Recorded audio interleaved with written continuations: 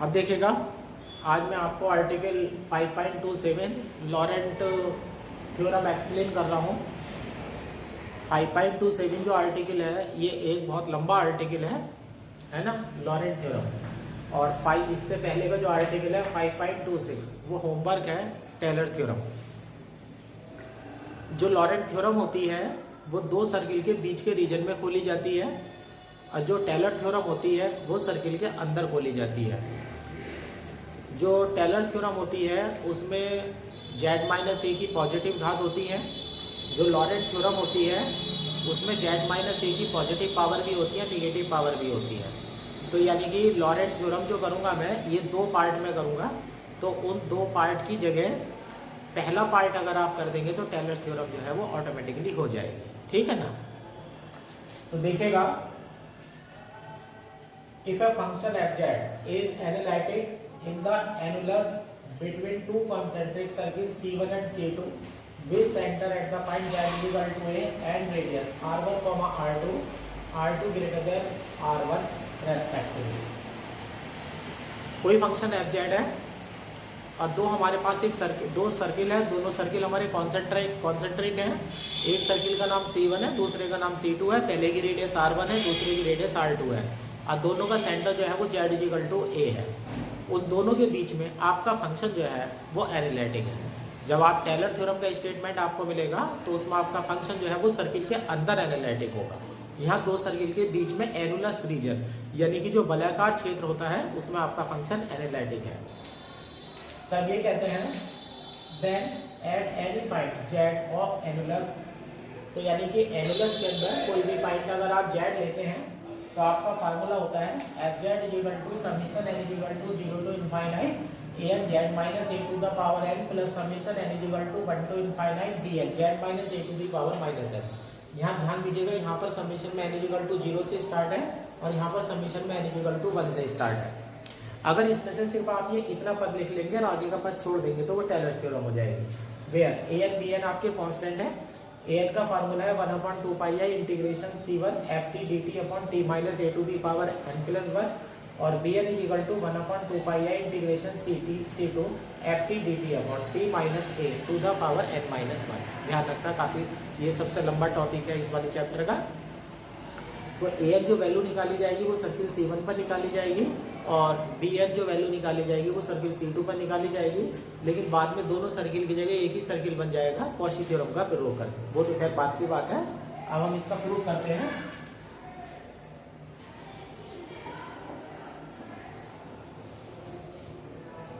अब इसका हम प्रूव करने जा रहे हैं। प्रूव करने के लिए आप ये लीजिएगा,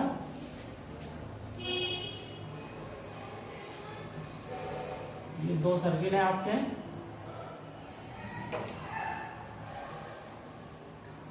अंदर वाला सर्किल जो है वो C1 है, बाहर वाला सर्किल C2 है। सेंटर z = a है, इसकी रेडियस r1 है और जो बाहर वाला है उसकी रेडियस r2 है। ठीक है ना।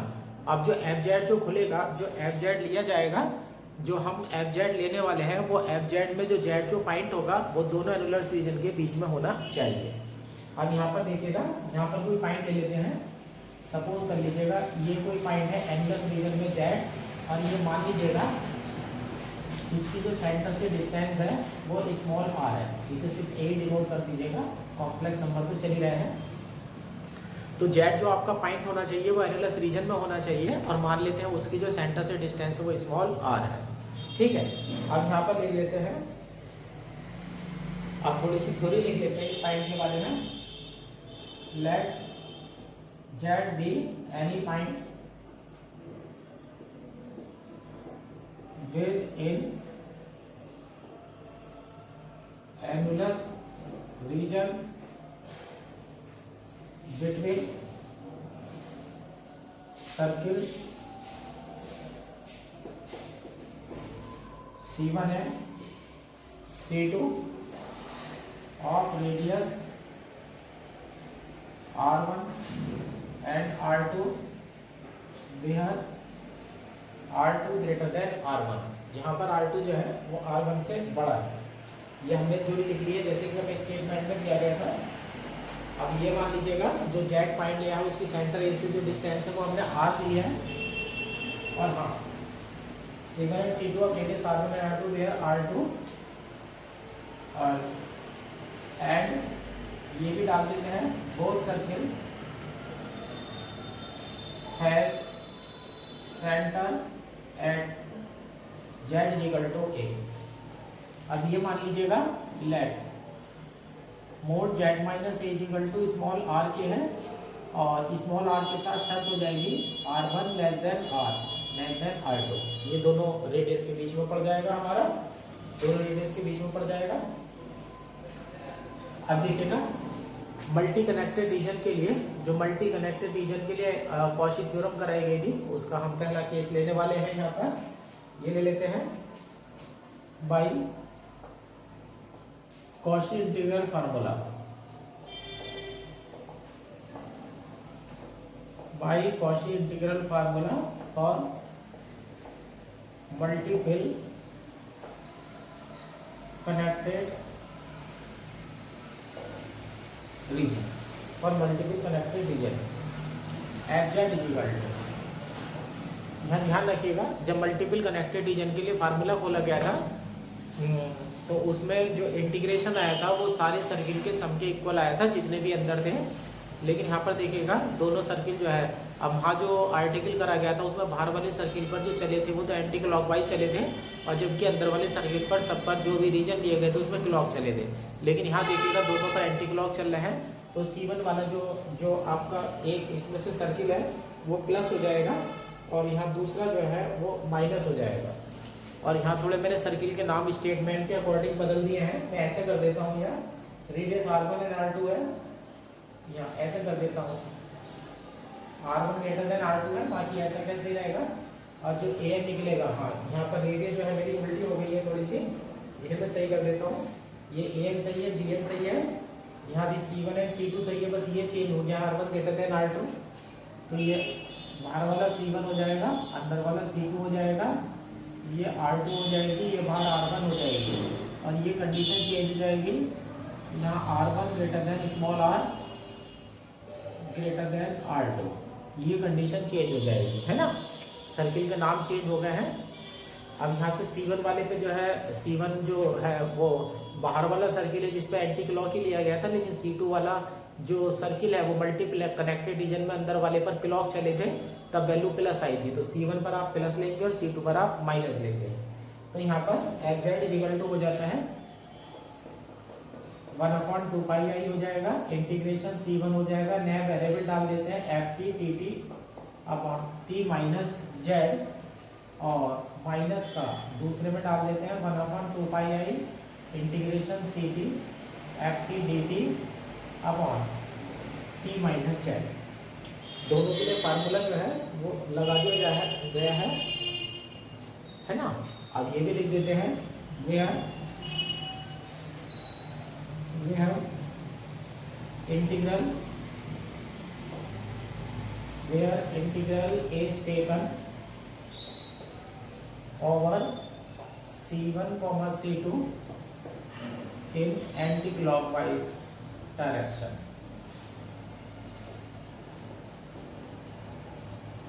एंटी क्लॉकवाइज डायरेक्शन में दोनों पर इंटीग्रेशन दिया गया है। यहाँ पर आर्टिकल बहुत लंबा हो जाएगा तो इसमें जो इक्वेशन का नंबर डालूंगा मैं बुक के अकॉर्डिंग डालूंगा, क्योंकि मेरा जब आर्टिकल मिट जाएगा तो उसे देखने की कोई फैसिलिटी मेरे पास नहीं होगी। ये इक्वेशन नंबर 1 है। अब इक्वेशन नंबर 1 में हम इसकी जो वैल्यू है वो सॉल्व करके रखेंगे। ये समझ लीजिएगा ये आर्टिकल लंबा जरूर है, लेकिन ये कि आर्टिकल को आपको 2 बार जो है रिपीट करना है। अब यहाँ देखिएगा पहले C1 वाले सर्किल के लिए मैं वैल्यू निकालने जा रहा हूँ। यहाँ पर 1/t माइनस जेड पड़ा हुआ है, यहाँ 1/t माइनस जेड पड़ा हुआ है, और इसे मैं जो है थोड़ा सा छोटा कर देता हूँ आर्टिकल को। इस आर्टिकल को मैं थोड़ा सा छोटा कर दूंगा। अभी मैं वैल्यू निकालने जा रहा हूँ 1/t minus Z. 1/t minus Z की आप वैल्यू लेने जा रहे हैं। t में से z घट रहा है, t कोई सा भी वेरिएबल पॉइंट है जो C1 पर कहीं भी हो सकता है ना। और आप एक काम करिएगा, इसमें a माइनस और a प्लस कर दीजिएगा, तो 1 ये हो जाता है t माइनस a हो जाएगा, माइनस का z माइनस a हो जाएगा। अब यहाँ पर 1/t माइनस ए कॉमन ले लीजिएगा, ये ध्यान रख लीजिएगा, यहाँ पर 2 बार प्रोसेस होगी, तो 1/t माइनस ए अगर कॉमन ले लेते हैं तो ये हो जाता है 1 minus Z minus A upon T minus A to the power -1। अब इसका मैं फार्मूला बना रहा हूँ, बीच की 3-4 लाइन में हटा देता हूँ क्योंकि आर्टिकल बहुत लंबा है। अब चूंकि ऐसे देखिएगा, अगर आपके पास 1 माइनस अल्फा की पावर -1 होता है तो आप एक्सटेंशन बोलते हैं 1 plus alpha square and so on, और यहाँ पर alpha two the power n-1 plus alpha two the power n, alpha two the power n+1, alpha two the power n+2। इस तरह से आप एक्सपेंशन जो है वो खोलते चले जाएंगे। अब n-1 तक की जो टर्म है उन्हें तो आप संभाल करके रखिएगा। इसे आप लिख सकते हैं 1 plus alpha square dot dot alpha two the power n-1 plus alpha two the power n common ले लीजिएगा, 1 plus alpha square and so on. अब देखिएगा ब्रैकेट में 1 plus alpha square and so on बचा हुआ है, ठीक है। ये वैल्यू ये ऐसी की ऐसी तुम्हारी वापस रिपीट हो जाएगी, तो ये आपको 1 माइनस अल्फा की पावर -1 मिल जाएगा। ये फार्मूला आपका वापस आ गया है, तो ये हो जाता है 1 plus alpha square dot dot alpha two the power n-1 plus alpha two the power n upon 1 minus alpha. अब इस फार्मूले का मैं डायरेक्ट यूज यहाँ पर करने वाला हूँ, ठीक है ना।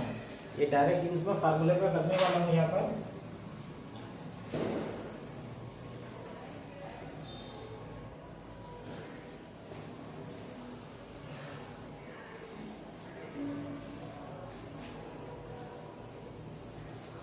आप देख लीजिएगा, यहाँ ये वाला फार्मूला लगाइएगा, तो 1/t माइनस ए तो बाहर है, अंदर हो जाएगा 1 plus Z minus A upon T minus A, Z minus A upon T minus ए का होल स्क्वायर हो जाएगा, plus dot dot Z minus A upon T minus A to the power n-1 हो जाएगी, और प्लस सबसे last term में power n है ना, तो यहाँ हो जाएगा दूसरी टर्म में हो जाएगा सबसे लास्ट टर्म में Z minus A upon T minus A to the power n हो जाएगा, और नीचे हो जाएगा 1 माइनस जेड माइनस ए अपॉन टी माइनस ए।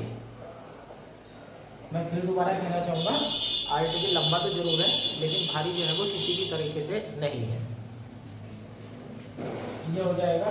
अब बाहर जो वैल्यू पड़ी हुई है इसे अंदर लाइएगा, इस टी माइनस ए को आप अंदर लेने जा रहे हैं, तो ये हो जाता है 1/t माइनस जेड, इसकी वैल्यू है इस अंदर लाइएगा, 1/t माइनस ए हो जाएगा, 1/t माइनस ए हो जाएगा, प्लस एक एक पावर बढ़ाते चलिएगा, Z minus A upon T minus A, sorry Z minus a की पावर तो एक ही रहेगी, टी माइनस ए का होल स्क्वायर हो जाएगा, जेड माइनस ए का होल स्क्वायर हो जाएगा, टी माइनस ए क्यूब हो जाएगा एंड सो ऑन।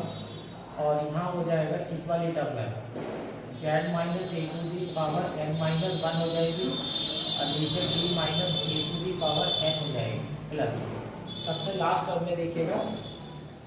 अब जो सबसे लास्ट टर्म है उस सबसे लास्ट टर्म में आप ध्यान से देख लीजिएगा, जो वैल्यू बनने वाली है वो क्या बनने वाली है।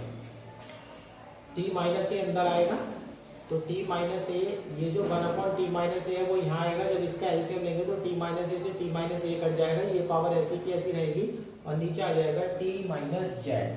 तो सबसे लास्ट टर्म में बनेगा Z minus A upon T minus A to the power n बनेगा, और नीचे बन जाएगा t माइनस जेड। यहाँ पर देख लीजिएगा ये एलसीएम जो है वो ले लिया गया है ना, यहाँ पर हमने एलसीएम ले लिया गया है। अब यहाँ पर देखिएगा ये जो वैल्यू है वो 1/t माइनस जेड की है, 1/t माइनस जेड की, और क्या चाहिए इंटीग्रेशन c1 ft, और 1/ क्या चाहिए 2πi। अब ये वैल्यू हम लिखने वाले हैं यहाँ पर, ये इक्वेशन नंबर मैं 2 कह देता हूँ। अब यहाँ पर ये लिख देते हैं multiply each term by ft upon 2πi and integrate on C1 with respect to t। जितनी भी टर्म है उनमें सब में एफ टी अपॉन 2 पाई आई से मल्टीप्लाई कर दीजिएगा और सबको C1 पर जाकर के इंटीग्रेशन कर दीजिएगा विद रेस्पेक्ट टू टी। ये भी बढ़ा दीजिएगा इन anti clockwise direction.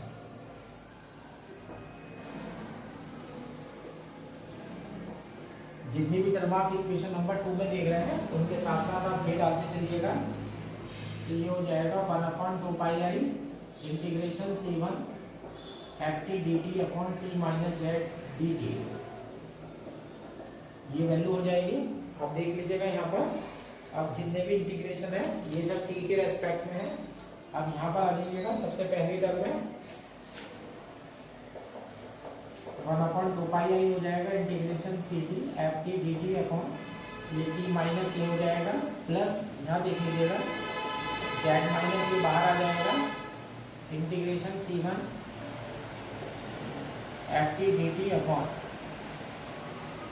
T minus ए का होल स्क्वायर प्लस यहाँ देखिएगा जेड माइनस ए का होल स्क्वायर हो जाएगा integration C1 f T D T upon T minus ए का whole cube and so on. अब हमारे यहाँ दीजिएगा 1/2 पाई आई इंटीग्रेशन C1 बाहर आ जाएगा Z minus A to the power n minus 1 यहाँ हो जाएगा F T D T upon T minus A to the power n। ये यहाँ पर ये टर्म हो जाएगी। अब सबसे लास्ट टर्म पे देख लीजिएगा, सबसे लास्ट टर्म है plus Z minus A to the power n बाहर ले लेते हैं अपॉन में 2 पाई आई है इंटीग्रेशन C1 है और ऊपर है एफ टी डी टी है और नीचे आपका t minus A to the power n आ जाएगा और ये आ जाएगा आपकी टर्म t माइनस जेड। ये वाली टर्म आपकी आ चुकी है। अब ये ध्यान रखिएगा यहाँ पर जो है आप जो इस इक्वेशन में सबसे लास्ट टर्म आई है उसी पे ध्यान रखिएगा, बाकी किसी टर्म पर ध्यान नहीं रखिएगा। अब जो ये वैल्यू हमें दी गई है इंटीग्रेशन C1 पर, आप थ्योरम का स्टेटमेंट तो मेरा पीछे मिट चुका है, उस पर जाकर के आप an की डेफिनेशन पे ध्यान दीजिएगा। ये आपका a0 मिलेगा, ये आपका a1 मिलेगा, ये आपका a2 मिलेगा, ये आपका मिलेगा an-1 मिलेगा, सही है ना। और ये सबसे लास्ट वाली जो वैल्यू है मैं इंटीग्रेशन में डालने वाला हूँ। असल में क्या है, जो लॉरेंट थ्योरम का एक्सपेंशन है उसमें समीशन 0 से इनफाइनाइट लगा हुआ है। जब भी कोई समीशन इनफाइनाइट होता है तो उसके लिए शर्त होती है कि वो जो इंटीग्रल है या कोई भी सीरीज अगर है, अगर वो इनफाइनाइट तक जा रही है, तो बीएससी पार्ट में कन्वर्जेंट डाइवर्जेंट सिखाया था, तो कोई भी सीरीज इनफाइनाइट तक जा करके तभी रिजल्ट दे सकती है जबकि वो कन्वर्जेंट है। तो ये जो सीरीज है वो कन्वर्जेंट तब होगी कि जब मैं लिमिट n टेंड्स टू अगर इनफाइनाइट लगाऊंगा तो जो सीरीज है वो 0 की तरफ अग्रसर होनी चाहिए। तो इस स्थिति में जो ऊपर वाली समीकरण लिखी हुई है, इस ऊपर वाली समीकरण में जो सबसे लास्ट टर्म है इसे मैं प्रूव करके दिखाऊंगा कि जब limit n tends to infinite होगी तो ये 0 की तरफ अग्रसर हो जाएगी। अब ये देख लीजिएगा, ये तो ये आपका आ चुका है 1/2 पाई आई integration C1 f T D T upon T minus z. ये a0 है प्लस a1 जेड माइनस ए है प्लस जेड माइनस ए का होल स्क्वायर a2 है plus dot dot Z minus A to की पावर n-1 और यहाँ an-1 है और प्लस सबसे लास्ट वाले इंटीग्रेशन को आप i से रिप्रेजेंट कर दीजिएगा या n पावर का है तो in कह दीजिएगा। ये इक्वेशन नंबर 3 हो गई। वेयर in की वैल्यू ले लीजिएगा, in इक्वल टू है जेड माइनस ए टू की पावर n अपॉन 2 पाई आई integration C1 f T D T upon और नीचे है t माइनस ए टू की पावर n है और t माइनस जेड। अब आप देखेंगे ये जो इंटीग्रेशन मेरा in है मैं इसे टेंस टू 0 में डालने वाला हूँ जब n टेंस टू इनफाइनाइट लगेगा। उसके लिए मैं यूज़ करता हूँ मॉडुलस का। यहाँ पर मैं मॉडुलस का यूज़ करने जा रहा हूँ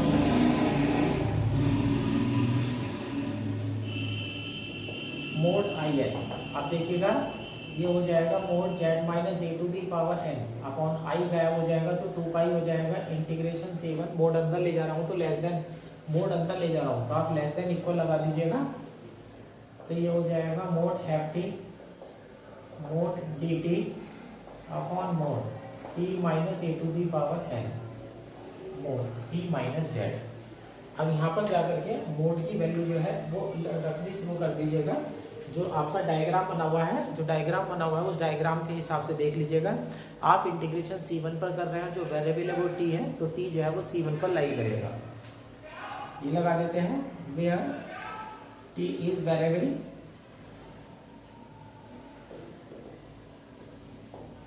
which lie on C1। जो वेरिएबल है कि वो C1 पर लाई करता है। अब उस हिसाब से आप वैल्यू देख लीजिएगा, यहाँ पर जो वैल्यू बनेगी वो क्या क्या बनेगी। अब यहाँ से IN की वैल्यू हो गई है, ये इक्वेशन नंबर 4 है, मोड जेड माइनस ए। ये तो आपको डायग्राम में स्मॉल आर दिख ही रहा होगा, है ना। और जो मोड टी माइनस ए है, टी C1 की परिधि पर है, ए सेंटर है, तो बीच की दूरी रेडियस हो गई, ये आपका R1 हो जाएगा। दो वैल्यू आपकी आ जाती हैं, दो वैल्यू आपकी आ जाती हैं। और अब आपके पास बचता है मोड टी माइनस जेड। तो आप ये ऐसे करिएगा, मोड टी माइनस जेड, लेकिन ये आपको नहीं पता तो आप ऐसे करिएगा T minus A minus Z minus ए। ये हो जाता है मोड टी माइनस ए की जो वैल्यू है वो R1 हो जाएगी, और जेड माइनस ए की जो वैल्यू है वो दोनों पॉइंट के बीच में ही हमने स्मॉल आर लिया था, तो R1 माइनस के आर हो जाता है। तो ये वैल्यू R1 माइनस आर हो जाती है, ये मोड की वैल्यू हो जाती है R1 माइनस आर। अब ये है, और जो फंक्शन है वो फंक्शन जो फंक्शन दे रखा है वो फंक्शन एनालिटिक दे रखा है। एनालिटिक फंक्शन डिफरेंशिएबल होते हैं और डिफरेंशिएबल फंक्शन कंटिन्यूस होते हैं, और जो फंक्शन कंटिन्यूस होते हैं वो बाउंडेड होते हैं। तो इसे भी मैं लेस देन इक्वल जो है वो डालने वाला हूँ मैं यहाँ पर। मोड जेड माइनस ए है यहाँ पर, हाँ थोड़ा सा मेरे से गलती हो गई है, यहाँ पर टी माइनस ए है, ये मैंने मोड की वैल्यू रखी है। तो यहाँ पर पहले माइनस में जब मोड अंदर जाएगा तो ये हो जाएगा mod T minus a mod Z minus a. तो ये वैल्यू हो जाएगी mod T minus z greater than equal t minus a की वैल्यू R1 हो गई, ये माइनस का R हो गया, तो 1 अपॉन में mode T minus Z less than equal 1 upon R1 minus R। अब देखिएगा ये वाली वैल्यू मैंने बना ली है। अब मैं इसकी FT को लेने वाला हूँ। अब मैं FT के लिए कंडीशन में लगा लेता हूँ, let capital M1 B any real value such that mode FT less than equal M1 for average value of T on C1। अब जो फंक्शन है, फंक्शन जो है मेरा बाउंडेड होना चाहिए, और बाउंडेड फंक्शन वो होता है जिसके मान किसी निश्चित सीमा के भीतर पड़ते हैं। तो मैंने मान लिया है कि जब मैं C1 पर जाकर के वेरिएबल t की वैल्यू रखूंगा तो मेरी फंक्शन की जो सबसे बड़ी वैल्यू आएगी वो कैपिटल M1 आएगी। तो यानी कि जितने भी मान हैं वो या तो M1 होंगे या M1 से छोटे होंगे।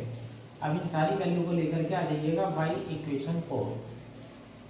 अब इक्वेशन नंबर 4 में आप ये वैल्यू आराम के साथ रख दीजिएगा। अब हमारी वैल्यू जो है वो तैयार होने वाली है।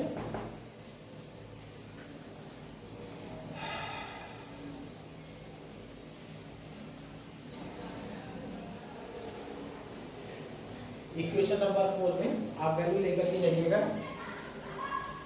तो इधर हमारा मोड IN है less than equal mod Z minus a की वैल्यू है, ये तो R⁴ हो गई अपॉन 2π हो गया, इंटीग्रेशन की लिमिट 0 से 2π हो गई। ये वैल्यू हमारी M1 हो गई, ये मोड dt हो गया। या एक काम करिएगा, टी वाले वैल्यू टी वाला जो वेरिएबल है ना उसकी वैल्यू नहीं रखी है, तो इसे ऐसे ही छोड़ दोगे। ये तब काम करेगी जब आप टी की वैल्यू थीटा में रख देते हो।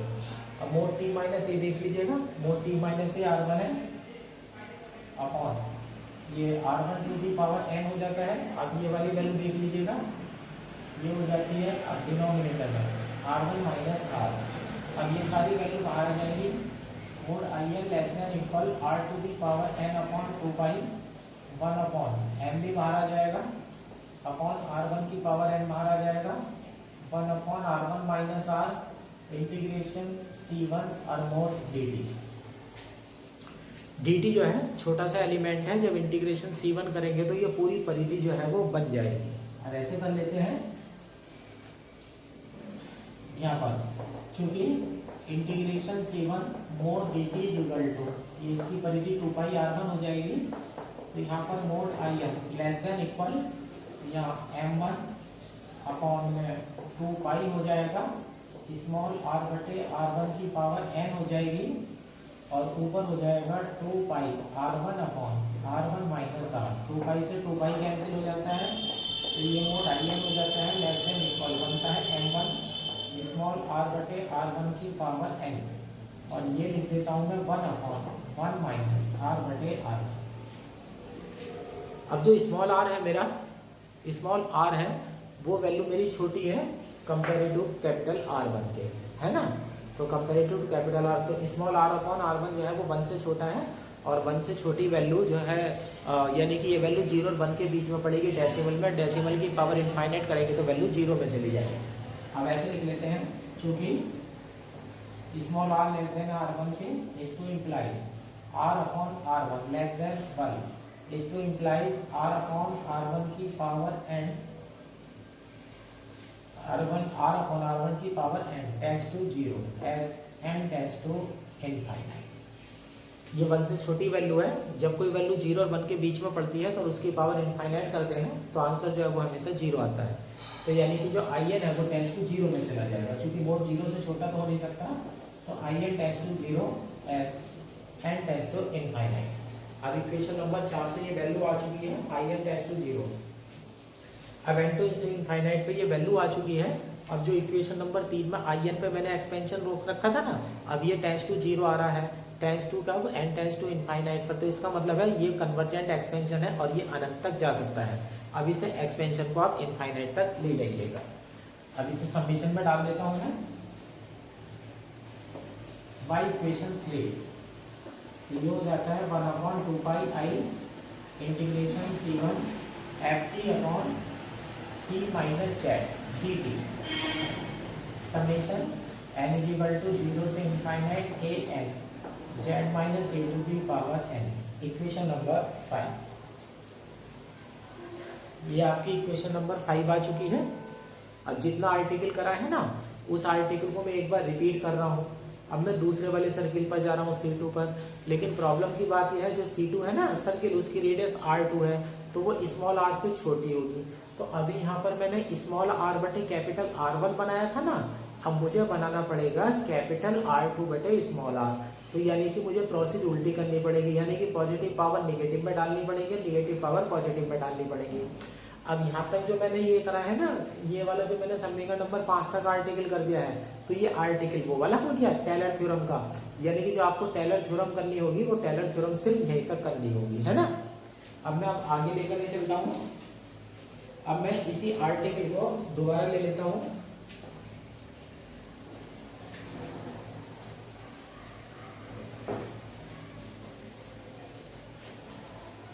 अब जितना आर्टिकल मैंने करा है अब मैं उसे दोबारा कर रहा हूँ।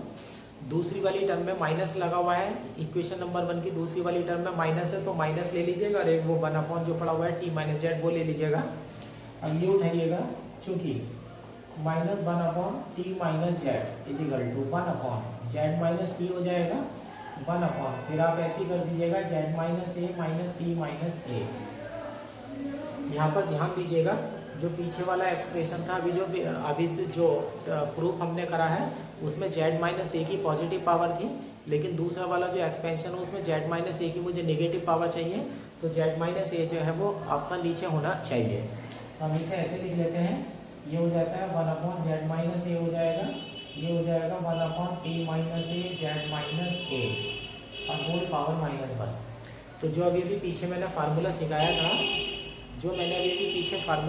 था, कि जो 1 माइनस अल्फा की पावर करके बताई थी, 1 माइनस अल्फा की पावर करके बताई थी, उस फार्मूले को आप एक बार जो है वो दोबारा देख लीजिएगा।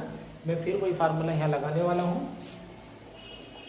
तो हो जाता है 1 अपॉन जेड माइनस ए हो जाएगा 1 प्लस टी माइनस ए अपॉन जेड माइनस ए प्लस टी माइनस ए अपॉन जेड माइनस ए का होल स्क्वायर हो जाएगा, plus dot dot T minus A Z minus A to the power n minus 1 हो जाएगी, और plus T minus A upon Z minus A to the power N हो जाएगी और नीचे आ जाएगा 1 upon T minus A Z minus A. ध्यान रखिएगा पहले इंटीग्रेशन C1 पर करा था तो उसकी त्रिज्या कैपिटल R1 बड़ी थी, यहाँ पर इंटीग्रेशन C2 पर कर रहा हूँ तो उसकी त्रिज्या जो है कैपिटल R2 जो है वो छोटी है, इसलिए मैं इस बार बिल्कुल नकल तो वही लगेगी, लेकिन अब क्या होगा जेड माइनस ए नीचे आ जाएगा, टी माइनस ए ऊपर आ जाएगा। अभी सिंगल लेकर कह लिएगा ये हो जाता है माइनस के 1 upon T minus Z is equal to 1 upon Z minus A plus T minus A upon Z minus ए का whole square plus T minus ए का whole square upon Z minus ए का whole cube plus dot dot T minus A to the power n minus 1 upon Z minus A to the power N plus सबसे last term देख लीजिएगा, यहाँ पर Z minus a की power बढ़ जाएगी, लेकिन यहाँ पर जेड माइनस ए से जेड माइनस ए कट जाएगा, तो ये हो जाएगा T minus A upon Z minus A to the power N upon यहाँ पर हो जाएगा जेड माइनस टी। फिर वही काम करिएगा, multiply by F T upon 2 pi L and integrate with respect to t on C2 in anti-clock direction. देखिएगा सारी चीजें वैसी की वैसी चल रही है जैसे पीछे वाला पार्ट था। अब यहाँ पर सब में इंटीग्रेशन डाल के चलिएगा,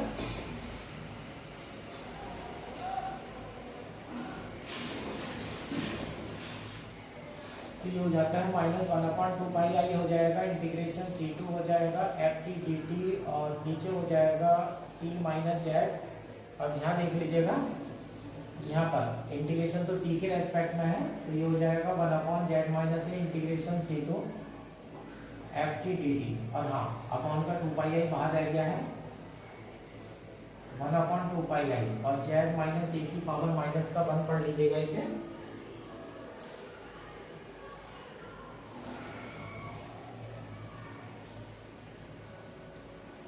अब t की पावर z माइनस ए की पावर, अब यहाँ देखिएगा पहली टर्म में तो t माइनस ए नहीं था यहाँ पर, और दूसरी वाली टर्म में यहाँ पर पहली वाली जो टर्म है उसमें t माइनस ए नहीं है, और दूसरी वाली टर्म देखिएगा ये वाली ये प्लस z माइनस ए की पावर माइनस 2 हो जाएगी अपॉन 2 पाई आई हो जाएगा integration C2 f T D t और नीचे हो जाएगा ये नीचे ले आइएगा t माइनस ए टू की पावर माइनस 1। t माइनस ए को मैं नीचे इसलिए ला रहा हूँ क्योंकि बी एल के जो फार्मूला है उसमें t माइनस ए डिनोमिनेटर में पड़ा हुआ है और उसमें पावर जो है वो माइनस की n पड़ी हुई है, तो ये हो जाता है प्लस। अगली टर्म देख लीजिएगा z माइनस ए टू की power minus 3 upon 2 pi I integration C2 f T D T upon t minus a की पावर माइनस का 2 हो जाता है। यहाँ पर पावर में एक का डिफरेंस जो है वो चलता चला जा रहा है प्लस। अब ये वाली टर्म देखिएगा ये z माइनस ए टू की पावर माइनस एन हो जाता है 2 पाई आई हो जाता है इंटीग्रेशन C2, अब ये हो जाता है f T D T upon T minus A to की power minus n plus 1 plus. सबसे लास्ट टर्म में देख लीजिएगा यहाँ पर ये z माइनस ए टू की पावर माइनस एन हो जाता है 1 अपॉन 2 पाई आई हो जाता है इंटीग्रेशन C2 हो जाता है, ऊपर हो जाता है एफ टी डी टी हो जाता है और नीचे हो जाता है t माइनस ए टू की पावर माइनस एन और इनटू में आ जाता है z माइनस टी। ये वैल्यू आ जाती है, फिर मैं इसे ऐसे लिख देता हूँ, तो इधर तो चल रहा था माइनस का 1 अपॉन 2 पाई आई है इंटीग्रेशन C2 है f T upon T minus Z, यहाँ बी की छूट गया है, ये यहाँ से ये वैल्यू हो जाती है b1 into Z minus a की power minus 1 plus b2 z minus a की power minus 2 plus b3 z minus a की power minus 3 plus dot dot b n minus 1 z minus a की power minus N minus 1। यहाँ पर power में देख लीजिएगा, यहाँ पर थोड़ा सा मेरे से गड़बड़ हो गई है, यहाँ पर b1 यहाँ पर पावर में एक का फर्क है, ये B1 हो गया है, B2 हो गया है, Z माइनस ए की पावर 3 हो गई है और यहाँ पावर है ये Bn हो जाएगा और Z माइनस ए की पावर माइनस n हो जाएगा ये वाली टर्म और प्लस उस इस वाले इंटीग्रेशन को I2 डाल दीजिएगा। ये आपका इंटीग्रेशन I2 हो गया है, इसे इक्वेशन नंबर डाल देते हैं 6। ये इक्वेशन नंबर 6 हो चुकी है। अब यहाँ पर B1 B2 B3 जो वैल्यू रखी गई है वो उस वाले फार्मूले से लिखी गई है जो थ्योरम के स्टेटमेंट में Bn जो है वो लिखा गया है। अब यहाँ से ये वैल्यू आ जाती है। अब इस वैल्यू को उठाइएगा, ये है I2 इक्वल टू में देख लीजिएगा Z माइनस ए की पावर माइनस n। ये अब तो इसे सिंपली लिख देता हूँ 1/2πi 1/z minus A to the power n integration C to t minus A to the power n F T D T upon z minus T. अब इसका मोड ले लीजिएगा। हाँ सॉरी, उस वाले इंटीग्रेशन को मैंने आई एन कहा था तो इसे कुछ और कह देता हूँ, आई एन डैश कह देना। ये हो जाता है आई एन डैश। तो mod I N dash equal to mod अंदर ले जा रहे हैं लेस देन इक्वल 1/2π हो जाएगा 1/z minus A to the power n। Mod आ जाएगा यहाँ पर इंटीग्रेशन C टू, ये हो जाएगा mod t minus A to the power n mod F t हो जाएगा, मोड डी टी हो जाएगा upon mod z minus T हो जाएगा। ये इक्वेशन नंबर 7 है। अब जिस तरह से वैल्यू जो है आपने पीछे आर्टिकल के पीछे वाले पार्ट में रखी थी उसी तरह से जो है वैल्यू है वो रखना शुरू कर दीजिएगा। अब ये ध्यान रख लीजिएगा इंटीग्रेशन आप C2 पर है, चूंकि जो मोड Z माइनस ए है उसकी वैल्यू तो स्मॉल आ रहा है और मोड t माइनस ए। अब ध्यान रखिएगा इंटीग्रेशन जो है वो C2 पर है तो अब t जो है वो C1 पर नहीं होगा, t जो है वो C2 पर होगा। तो ये C2 के परिधि से लेकर के केंद्र तक की दूरी निकालना है तो ये त्रिज्या R2 हो जाएगी।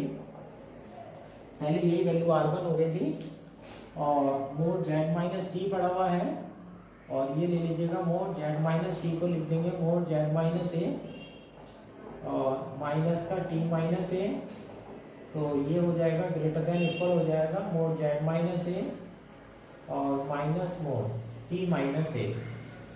तो ये हो जाएगा mode Z minus T greater than equal हो जाता है यहाँ Z माइनस ए है, Z माइनस ए की वैल्यू R है और ये हो जाता है माइनस का R2। तो 1 mod Z minus T less than equal 1 R minus R2। फिर ये मान लेते हैं let M2 be any real number. अब यहाँ पर मैं बाउंडेड फंक्शन की डेफिनेशन लगाने वाला हूँ। Let M2 be any real number such that mod ft less than equal M2 for every value of t on C2। यानी कि C2 वाले वृत्त पर जाकर के कोई सा भी बिंदु आप t के रूप में इस्तेमाल कर लीजिएगा तो हमारा कहना यह है कि M2 से बड़ी वैल्यू आपको प्राप्त नहीं हो सकती। अब यहाँ पर डाल दीजिएगा ये बाय इक्वेशन 7। इक्वेशन 7 से देखिएगा mod I N dash less than equal ये 1/2π है, ये 1 स्मॉल r की पावर n बना हुआ है या इंटीग्रेशन C2 है, मोड t माइनस ए है, मोड t माइनस ए की वैल्यू R2 की पावर n बन जाएगी, R2 की पावर n बन जाएगी और यहाँ M2 आ जाएगा, मोड dt आ जाएगा और अपॉन में Z माइनस टी की वैल्यू है 1 ये पड़ा हुआ है R माइनस R2। अब M2 और ये तो सारे बाहर आ जाएंगे ना, सॉरी 1 नहीं है R माइनस R2। तो ये लेस देन इक्वल हो जाता है 1/2π हो जाएगा R2 अपॉन स्मॉल r की पावर n हो जाएगा, M2 upon R minus R2 हो जाएगा और इनटू में डाल देंगे 2π R2 वेयर। अब ये वैल्यू बनी है हमारी इंटीग्रेशन C2 मोड dt की वैल्यू बन गई है पूरी परिधि 2π R2। 2π से 2π कैंसिल हो जाएगा, mod I N dash less than equal ये R2 भी काट लेते हैं तो m2 upon r2 minus 1, r2 minus 1 हो जाएगा और यहाँ हो जाएगा r2 upon r to the power n। अब यहाँ से फिर वही कंडीशन, चूँकि r2 लेस देन है r के, r2 upon r less than होगा 1 के, इस टू implies r2 upon r to the power n tends to होगी 0 के as n tends to infinite. ये वैल्यू 0 में चली जाएगी, so i tends n tends to 0 as n tends to infinite. इस तरह से आपने देखा कि जब n टेंस टू इनफाइनाइट हो जाता है तो ये वाली जो वैल्यू है वो 0 में चली जाती है। जब ये पूरी वैल्यू 0 में चली जाती है तो इसका सीधा सा मतलब है जो सीरीज है वो कन्वर्जेंट है और आप एक्सपेंशन को ले जा करके इनफाइनाइट तक ले जा सकते हैं। अब इक्वेशन नंबर 7 से आ जाइएगा यहाँ पर।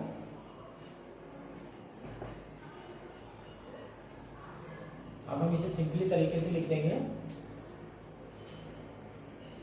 By equation 7। तो ये हो जाता है माइनस का 1/2 pi I integration c2 ft upon t minus Z dt is equal to, ये समीशन इनफाइनाइट तक पहुंचा दीजिएगा लेकिन स्टार्टिंग 1 से हो रही है। Summation n is equal to 1 to infinite bn upon z minus a to the power n। ये इक्वेशन नंबर 8 हो जाती है। अब आप वैल्यू डाल दीजिएगा, use equation 5 and 8 in equation 1। Equation number 1 में जब वैल्यू डालेंगे तो ये हो जाएगा F Z is equal to summation N is equal to 0 to infinite A N Z minus A to the power N plus summation N is equal to 1 to infinite B N Z minus A to the power minus N. और इस तरह से जो है हमारी Laurent theorem जो कि सबसे बड़ा हेडिंग है वो पूरी हो जाती है। लेकिन आपने देखा ये भारी नहीं है क्योंकि एक ही प्रोसेस को जो है वो हमने 2 बार जो है अप्लाई करा है, तो आप इसे भारी की श्रेणी में नहीं डाल सकते। अब फिर ऐसे समझिएगा ये 3 बार होगी। जब टेलर थ्योरम होगी तब भी यही होगी, लॉरेंट थ्योरम का पहला पार्ट होगा तब भी यही रिपीट होगा, लॉरेंट थ्योरम का दूसरा पार्ट होगा तब भी यही रिपीट होगा। अब यहाँ पर मैं एक नोट पॉइंट बता देता हूँ। नोट पॉइंट, अब नोट पॉइंट के लिए ये बता देते हैं, यहाँ पर कॉची थ्योरम की प्रॉपर्टी से लगाने वाला हूँ। यहाँ पर जो है कॉची थ्योरम के अनुसार यहाँ पर जो फार्मूला बना हुआ था ए एन की वैल्यू थी, तो ए एन की वैल्यू में तो इंटीग्रेशन c1 है, c1 था, और जो बी एन की वैल्यू थी उसमें इंटीग्रेशन c2 था। तो आप क्या है c1 और c2 कॉची थ्योरम के अनुसार जो एनालिटिक फंक्शन होता है उसका जो इंटीग्रेशन है वो पाथ पर डिपेंड नहीं करता है। तो इसमें क्या करेंगे हम, जब हम क्वेश्चन करा करेंगे तो ना तो इसमें हम c1 लेंगे ना हम इसमें c2 लेंगे, c1 और c2 को हटा करके c कर देंगे। और लेकिन शर्त यह है कि c जो है वो कोई सर्किल होना चाहिए जो c1 और c2 के बीच में पड़ता है। ऐसे मान लेते हैं इसमें